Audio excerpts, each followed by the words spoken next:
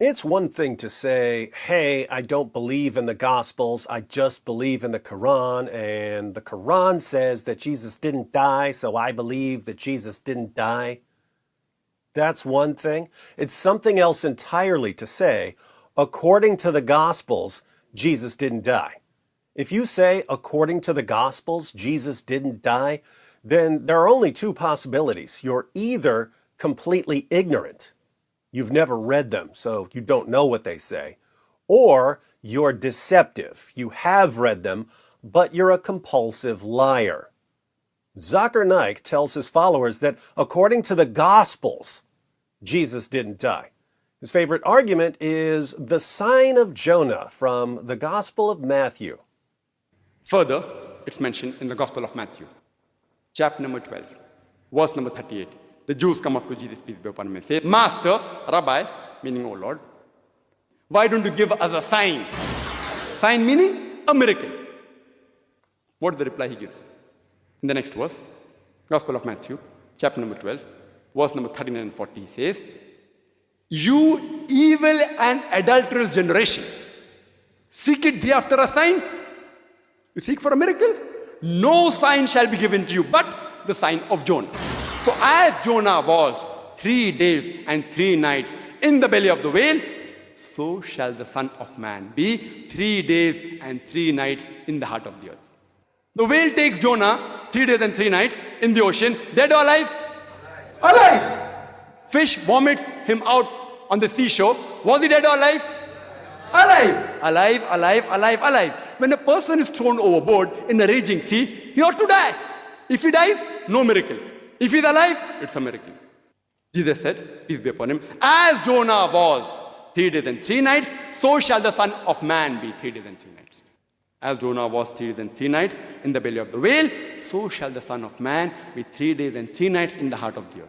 Jonah was alive. For the prophecy to be fulfilled, he should be alive. As I proved in the earlier part of my talk, he was alive. Otherwise, Jesus, peace be upon him, will be a liar. Nauz billah, which we cannot agree.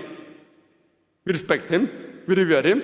So for him to fulfill the prophecy, he should be alive. And Jesus, peace be upon him, was alive, as I proved in the earlier part of my talk. So Zakir Naik tells his followers that according to the Gospel of Matthew, Jesus never died. How do we know that Jesus didn't die in the Gospel of Matthew? Because of the sign of Jonah. Jesus said that his generation would be given the sign of Jonah, and Naik argues that Jesus was telling them that he wouldn't die. Naik's followers believe everything he tells them without question, so they agree that Jesus was saying he wasn't going to die, even though they've never read the Gospel of Matthew. But no one who's actually read the Gospel of Matthew would ever, in a million years, conclude that Jesus was somehow saying that he wasn't going to die. Why? Well, let's take a quick look at the Gospel of Matthew. This is Matthew 28, after Jesus' crucifixion and burial. Now, after the Sabbath, toward the dawn of the first day of the week, Mary Magdalene and the other Mary went to see the tomb. And behold, there was a great earthquake, for an angel of the Lord descended from heaven and came and rolled back the stone and sat on it. His appearance was like lightning, and his clothing white as snow. And for fear of him the guards trembled and became like dead men. But the angel said to the women, Do not be afraid, for I know that you seek Jesus, who was crucified. He is not here, for he has risen, as he said. Come, see the place where he lay. Then go quickly and tell his disciples that he has risen from the dead, and behold, he is going before you to Galilee. There you will see him. See, I have told you. The angel says, He is not here, for he has risen, as he said. Go quickly and tell his disciples that he has risen from the dead. As always, hard to rise from the dead if you haven't been dead. So, an angel just called Zakir Naik a total liar.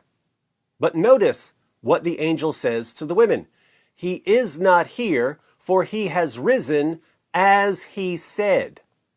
According to the angel, who says that Jesus rose from the dead, Jesus also said that he would rise from the dead. The angel doesn't say, "Oh yes, Jesus told you he wouldn't die because the sign of Jonah." He says Jesus told them that he would rise from the dead. Muslims, who are you going to believe, Zakir Naik or an angel? So, where did Jesus say that he would rise from the dead? In a bunch of places in the Gospels, but let's look at what Jesus said in Matthew 16. Why am I going to Matthew 16?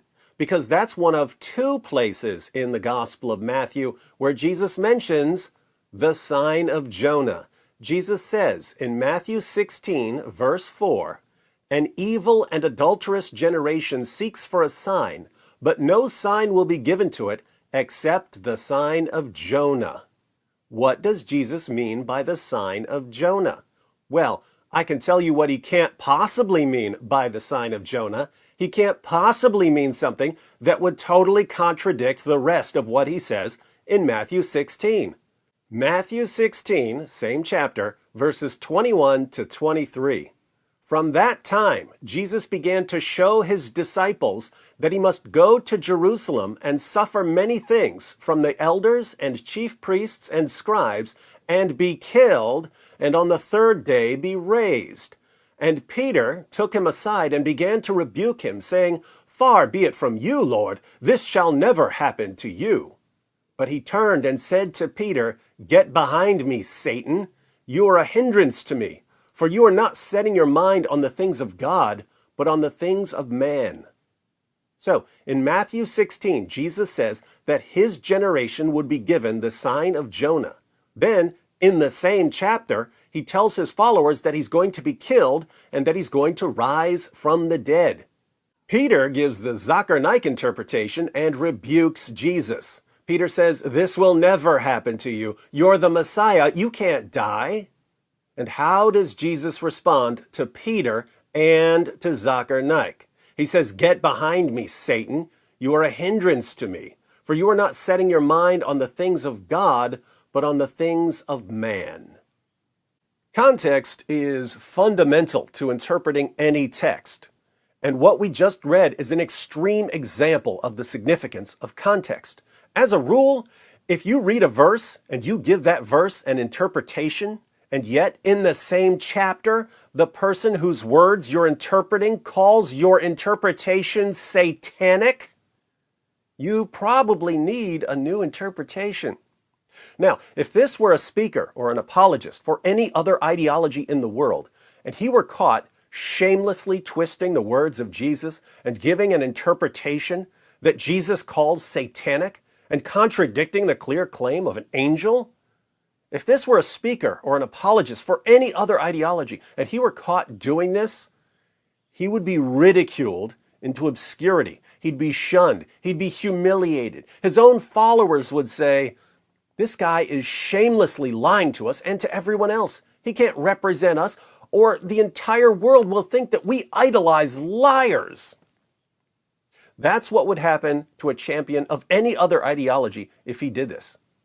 But Zakir Naik knows his audience. He knows that his followers love it. I mean love it when he lies, especially when he lies about Jesus. Fortunately, as much damage as Zakir Naik has done to the minds of his followers, he's doing even more damage to his own religion because he's given us an endless supply of ammunition to expose him. Shall we take a closer look at the sign of Jonah to see why it proves that Zakir Naik is a compulsive liar? You tried on that. You tried on that. You tried on that. It just backfired on you. You tried on that. You tried on that. You tried on that. It just backfired on you. This is a part of our religion. There's a reason to it. Yeah?